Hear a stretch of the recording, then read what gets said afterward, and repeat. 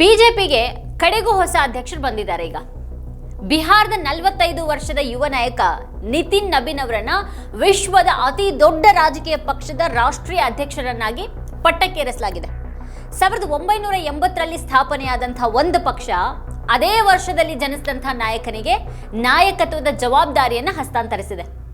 ನೋಡೋದಿಕ್ಕೆ ಇದು ಯುವ ಭಾರತ ಅಧಿಕಾರವನ್ನು ವಹಿಸಿಕೊಳ್ಳುವಂತಹ ಪರಿಪೂರ್ಣ ಚಿತ್ರ ಅನ್ನೋ ಹಾಗಿದೆ. ಆದರೆ ಈ ಪರದೆಯನ್ನು ಸರಿಸಿ ನೋಡಿದ್ರೆ ಅದೊಂದು ಸಾಮೂಹಿಕ ನಾಯಕತ್ವದ ಪಕ್ಷವಾಗಿ ಉಳಿಯದೇನೆ ಪ್ರೈವೇಟ್ ಲಿಮಿಟೆಡ್ ಪಕ್ಷವಾಗಿ ಬದಲಾಗಿರುವಂತಹ ನೇಪಥ್ಯದ ಒಂದು ತಣ್ಣಗಿನ ಸತ್ಯ ಕಾಣುತ್ತೆ ನಮಗೆ. ಈ ಪ್ರೈವೇಟ್ ಲಿಮಿಟೆಡ್ ಪಕ್ಷಕ್ಕೆ ಒಬ್ಬರೇ ಸೂಪರ್ ಬಾಸ್, ಅವ್ರದೇ ಸರ್ವೋಚ್ಚ ಆಳ್ವಿಕೆ. ಅಲ್ಲಿ ನಿತಿನ್ ನಬೀನ್ ಅಧಿಕಾರ ವಹಿಸಿಕೊಳ್ಳುವಂತಹ ಸಮಾರಂಭದ ವೇದಿಕೆಯಲ್ಲಿ ನಿಂತಿದ್ದಂತಹ ಪ್ರಧಾನಿ ನರೇಂದ್ರ ಮೋದಿ ಅವರು ಹೊಸದಾಗಿ ನೇಮಕಗೊಂಡ ನಿತಿನ್ ನಬೀನ್ ಕಡೆಗೆ ಸನ್ನೆ ಮಾಡಿ ಪಕ್ಷದ ವಿಷಯಗಳಿಗೆ ಬಂದಾಗ ನಾನು ಕೇವಲ ಕೆಲಸಗಾರ, ಅವ್ರು ನನಗೂ ಬಾಸ್ ಅಂತ ಹೇಳಿಬಿಟ್ರು. ಆದ್ರೆ ಇದು ಒಂದು ಕಟು ಸತ್ಯವನ್ನ ಮರೆಮಾಚೋದಿಕ್ಕೆ ವಿನ್ಯಾಸಗೊಳಿಸಲಾದಂತಹ ದಾರಿ ತಪ್ಪಿಸುವಂತ ಮಾತಾಗಿತ್ತು. ಬಿಜೆಪಿಯಲ್ಲಿ ಆಂತರಿಕ ಪ್ರಜಾಪ್ರಭುತ್ವ ಯಾವತ್ತೋ ಇಲ್ಲವಾಗಿದೆ. ಅಲ್ಲಿ ಈಗ ಕೇಂದ್ರೀಕೃತ ಕಮಾಂಡ್ ಎಲ್ಲವನ್ನೂ ನಡೆಸ್ತಾ ಇದೆ. ಹಾಗಾಗಿ ಈ ಸೂಪರ್ ಬಾಸ್ ಸಾಮ್ರಾಜ್ಯದಲ್ಲಿ ಪಕ್ಷದ ಅಧ್ಯಕ್ಷ ಅಂತ ಅನ್ಸ್ಕೊಂಡವರು ವಾಸ್ತವದಲ್ಲಿ ರಾಷ್ಟ್ರೀಯ ವ್ಯವಸ್ಥಾಪಕ ಮಾತ್ರ ಆಗಿದ್ದಾರೆ. ಈ ಗೊಣಗಾಟದ ಆಳವನ್ನ ಅರ್ಥ ಮಾಡ್ಕೊಳ್ಳೋದಿಕ್ಕೆ ಪ್ರಧಾನಿಯವರು ಇಲ್ಲಿ ಬಳಸಿದಂಥ ಕೆಲಸಗಾರ, ಬಾಸ್ ಅನ್ನುವಂಥ ಪದಗಳನ್ನು ನೋಡಬೇಕು. ತಮ್ಮ ಮೇಲೇನೆ ಅವಲಂಬಿತ ಆಗಿರುವಂತಹ ಮತ್ತೆ ತಮಗಿಂತ 25 ವರ್ಷ ಕಿರಿಯ ವ್ಯಕ್ತಿಯನ್ನ ಪ್ರಧಾನಿ ಮೋದಿ ಬಹಿರಂಗವಾಗಿನೇ ಬಾಸ್ ಅಂತ ಹೇಳುವಾಗ ಅವರು ಒಂದು ಶ್ರೇಣಿ ವ್ಯವಸ್ಥೆಯೊಳಗೆ ತಮ್ಮನ್ನ ತಾವು ನೋಡ್ತಾ ಇರಲಿಲ್ಲ.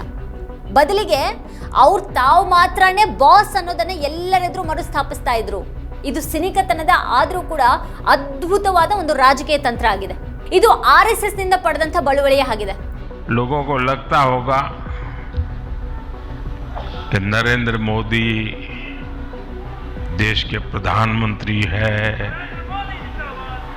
तीसरी बार प्रधानमंत्री बने, 50 साल की छोटी आयु में मुख्यमंत्री बन गए, 25 साल से लगातार हेड ऑफ द गवर्नमेंट रहे हैं. ये सब अपनी जगह पे हैं, लेकिन इन सबसे भी बड़ी चीज मेरे जीवन में है, मैं भारतीय जनता पार्टी का कार्यकर्ता हूं. ये सबसे बड़ा गर्व है. और जब बात पार्टी के विषयों को आती है तब माननीय नितिन नबीन जी, मैं एक कार्यकर्ता हूं, वे मेरे बॉस हैं. ಇಷ್ಟೆಲ್ಲ ಆದಮೇಲೆ ನಿತಿನ್ ನಬೀನ್ ಅನ್ನುವಂಥ ಒಂದು ಯುವಕ ಈ ದೇಶದ ಪ್ರಧಾನಿಗೆ ಬಾಸ್ ಅಂತ ಬಿಜೆಪಿ ಈಗ ಶಾಶ್ವತ ಕಚೇರಿಗಳನ್ನು ಹೊಂದಿರುವಂತಹ 772 ಜಿಲ್ಲೆಗಳಲ್ಲಿ ಯಾರಾದರೂ ನಂಬೋದಿಕ್ಕೆ ಸಾಧ್ಯ ಇದೆಯಾ? ಹೊರಗಿನವರಿಗೆ ಬಾಸ್ ಥರ ಕಾಣಿಸುವಂಥ ಅವರು ಭಾರತ ಸರ್ಕಾರದ ಸಂಪುಟ ಸಚಿವರನ್ನ ಪಕ್ಷದ ಕಚೇರಿಗೆ ಕರೆಸಿ ಪ್ರಶ್ನೆ ಮಾಡಬಲ್ರ? ಸರ್ಕಾರದ ತಪ್ಪುಗಳಿಗೆ ವಿವರಣೆಯನ್ನ ಕೇಳಬಲ್ರ? ಪ್ರಧಾನಿಯವರು ಬಯಸುವಂಥ ಅಭ್ಯರ್ಥಿಯನ್ನ ಅವರು ವಿಟೋ ಮಾಡಬಹುದಾ?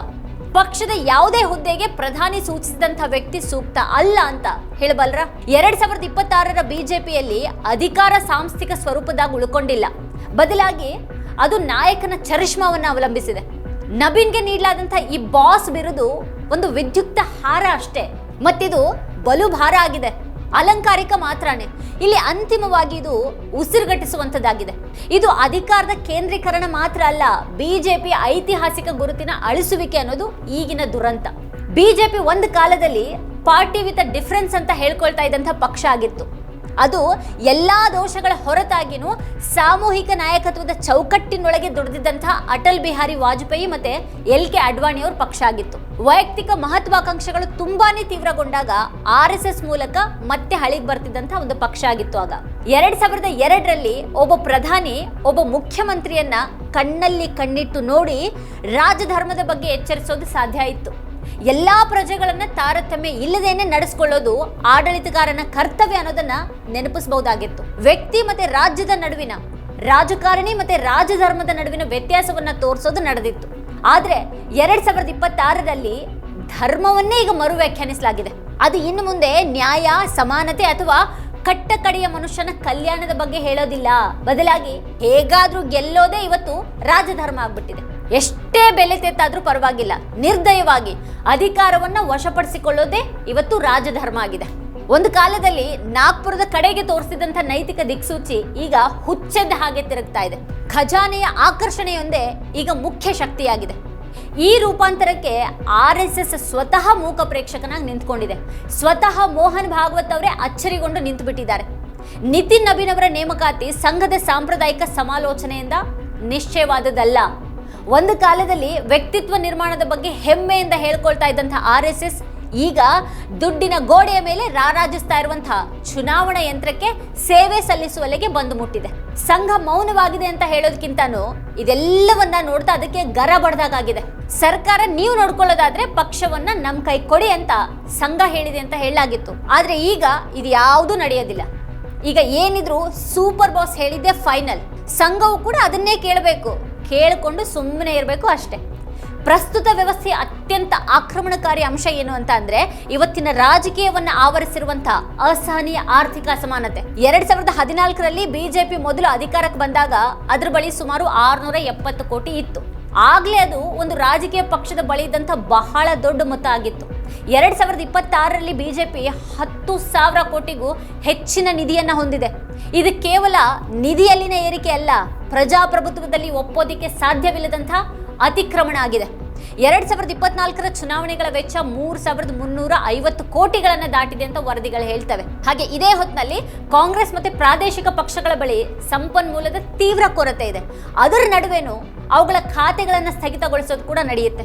2014ರಲ್ಲಿ 200 ತಾತ್ಕಾಲಿಕ ಕಚೇರಿಗಳಿದ್ದಂತಹ ಬಿಜೆಪಿ ಈಗ 770ಕ್ಕೂ ಹೆಚ್ಚು ಭವ್ಯ ಶಾಶ್ವತ ಜಿಲ್ಲಾ ಪ್ರಧಾನ ಕಚೇರಿಗಳನ್ನು ಹೊಂದಿದೆ. ಅಂದ್ರೆ ಎಷ್ಟರ ಮಟ್ಟಿಗೆ ಪಕ್ಷದ ಆಸ್ತಿ ಬೆಳೆದಿದೆ ಇವತ್ತು. ಹಾಗಾದ್ರೆ ಈ ಹಣ ಎಲ್ಲಿಂದ ಬರ್ತಾ ಇದೆ? 2024ರಲ್ಲಿ ಚುನಾವಣಾ ಬಾಂಡ್ಗಳ ರದ್ದತಿಯನ್ನ ಪಾರದರ್ಶಕತೆಯ ಗೆಲುವು ಅಂತ ಹೇಳಲಾಯಿತು.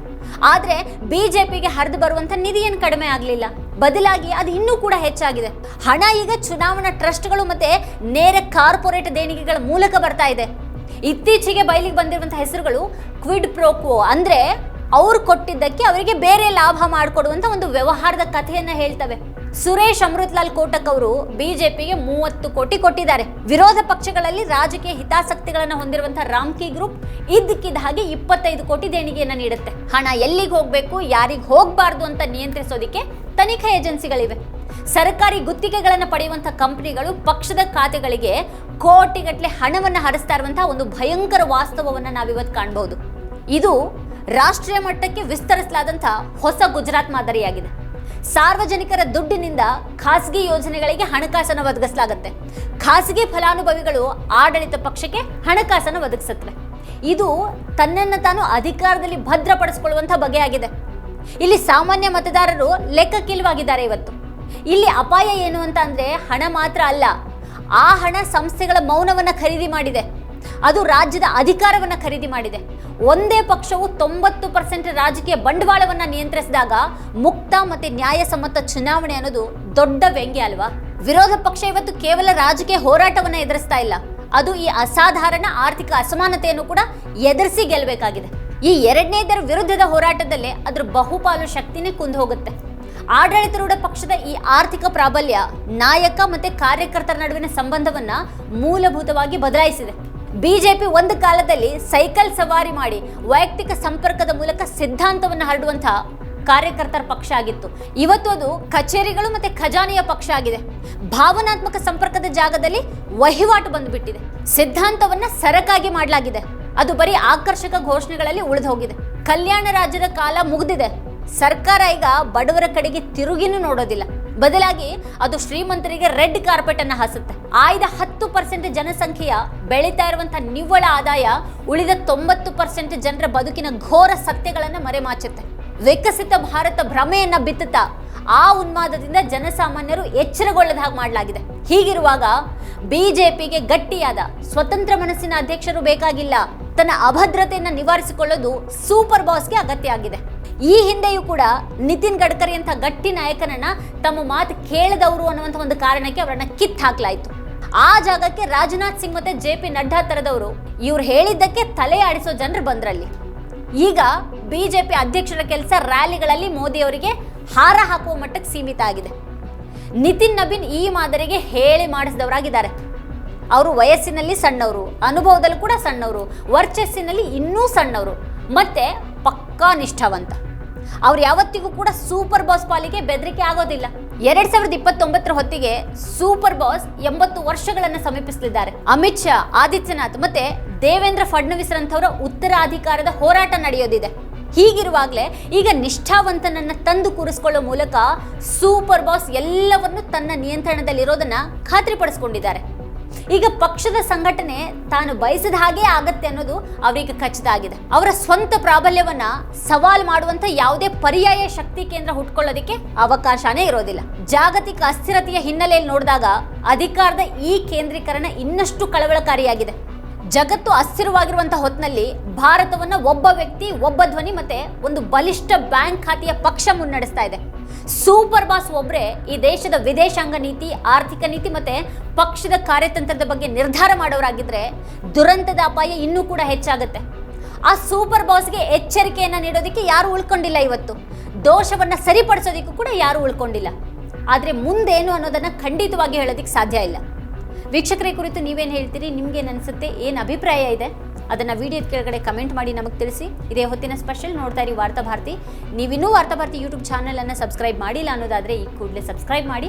ಹಾಗೆ ಪಕ್ಕದಲ್ಲೇ ಇರುವಂಥ ಬೆಲ್ ಐಕಾನ್ನ ಪ್ರೆಸ್ ಮಾಡಿ ನಮ್ಮನ್ನು ಪ್ರೋತ್ಸಾಹಿಸಿ.